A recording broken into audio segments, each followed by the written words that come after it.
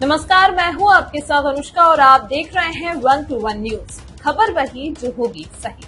आइए रुक करते हैं आज की खबरों की ओर। बिहार के मुजफ्फरपुर में एक दिल दहला देने वाली घटना सामने आई है, जहां एक मां ने अपनी एक्स्ट्रा मैरिटल अफेयर के कारण अपनी ही 3 साल की बेटी की बेरहमी से हत्या कर दी। इस घटना ने समाज में फैले नैतिकता के पतन और मानसिकता की भयावहता को उजागर किया है।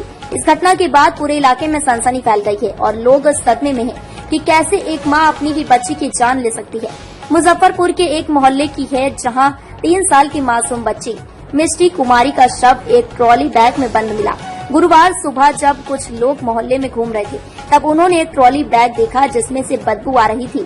जब उन्होंने बैग खोला तो उसमें बच्ची का शव मिला। इस बात की जानकारी पुलिस को दी गई और पुलिस ने तुरंत मौके पर पहुंचकर बैग की जांच की। पुलिस ने जब मामले की तहकीकात शुरू की तो पता चला कि बच्ची का शव उसी मोहल्ले में किराए के मकान में रहने वाले मनोज कुमार और काजल कुमारी की बेटी मिष्टी कुमारी का है। पुलिस ने तुरंत मिष्टी की मां काजल को हिरासत में लिया और उससे पूछताछ शुरू की।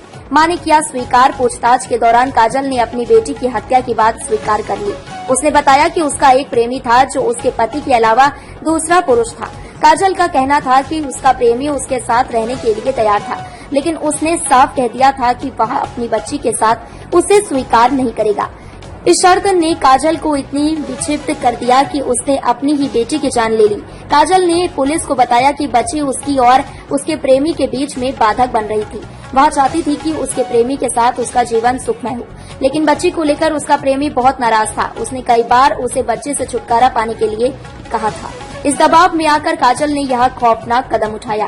काजल और मनोज कुमार की शादी कई साल पहले हुई थी। उनके 2 बच्चे थे, जिनमें मिष्टी सबसे छोटी थी। काजल का एक्स्ट्रा मैरिटल अफेयर उसके पति से कई सालों से चल रहा था और यह बात मोहल्ले में भी काफी हद तक फैली हुई थी।